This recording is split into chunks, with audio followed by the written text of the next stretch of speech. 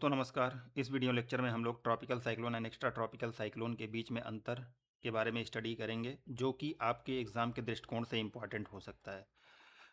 तो इसके बारे में tropical cyclone and extra tropical cyclone के बीच में पहले ही लेक्चर हम लोग बना चुके हैं और स्टडी कर चुके हैं। तो आइए देखते हैं। ट्रॉपिकल साइक्लोन का जो कोर होगा वार्म कोर होगा, एक्स्ट्रा ट्रॉपिकल साइक्लोन का जो कोर होगा वो कोल्ड कोर होगा। तो इसके स्ट्रक्चर के बारे में ब्रीफली देख लेते हैं। ट्रॉपिकल साइक्लोन का जो केंद्र होता है उसको आई बोलते हैं, और आई के किनारे किनारे आई वॉल्स पाई जाती हैं। आई जो है वो शांत क्षेत्र होता है, काम एरिया होता है। एंड आई वॉल टर्बुलेंस का एरिया होता है, टर्बुलेंस का एरिया होता है। इस आई वॉल के क्षेत्र में ही रेन, थंडर स्टॉर्म, ये सब आपको देखने को मिलते हैं।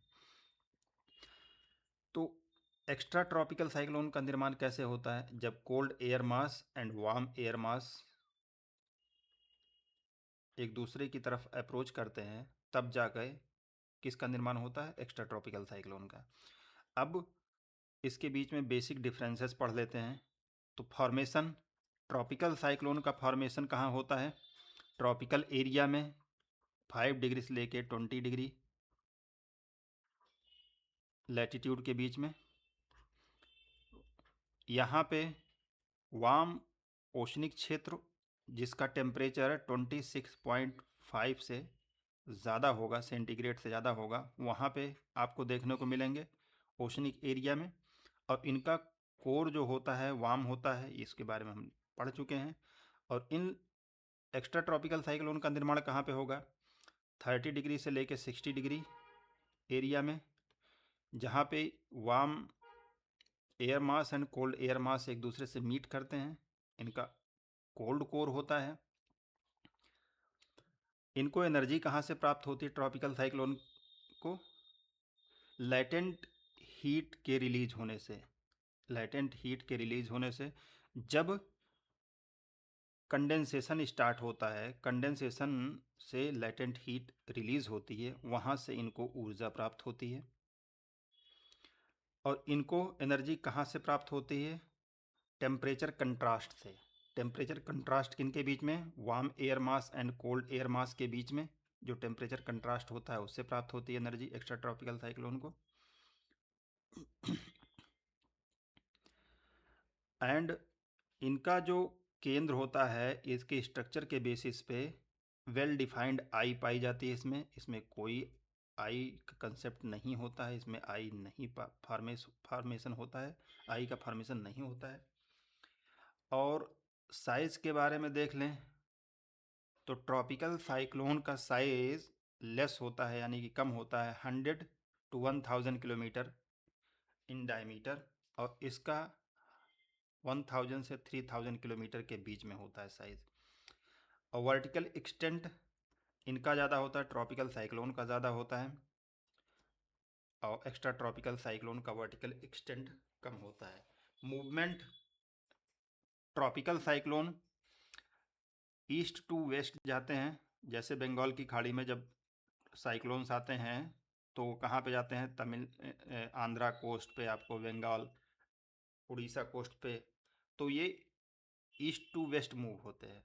एक्स्ट्रा ट्रॉपिकल साइक्लोन आपका west to east. Weather associated, heavy rain, strong wind, storm surge and thunder storm.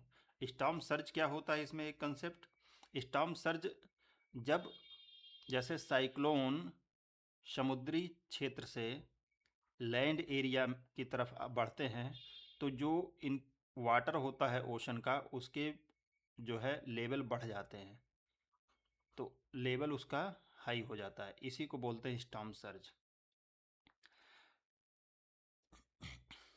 Extra tropical cyclone में क्लाउड का फॉर्मेशन, वाइड स्प्रेड रेन होगा, snow, strong wind, occasionally thunder storm. और इसमें thunder storm होते हैं। Okay. और ये ज़्यादा इंटेंस होते हैं tropical cyclone than extra tropical cyclone. Tropical cyclone summer और ऑटम सीजन में, और extra tropical cyclone throughout the year, more common in winter. और इनके एग्जाम्पल्स क्या हैं? हरिकेन, जो कि Atlantic and north east Pacific में उत्पन्न होते हैं। Typhoon, cyclone, cyclone mainly Indian Ocean and south Pacific. And extra tropical cyclone, mid latitude cyclone, polar cyclone होते हैं। तो इसके इम्पैक्ट के बारे में देख लेते हैं, जो कि इम्पॉर्टेंट है। Tropical cyclone, very intense wind. Extra tropical cyclone, थोड़ा कमज़ोर, little less intense, strong wind. Tropical cyclone में वेरी हैवी रेनफॉल, इसमें माइल्ड या rain and snow. Tropical cyclone, storm surge and coastal flooding, इसमें भी रिवर एंड कोस्टल एरिया में flooding होती है। Tropical cyclone, damages to property and infra, loss of life, ये है ट्रांसपोर्ट डिस्ट्रक्शन इसमें, and damage property and crops.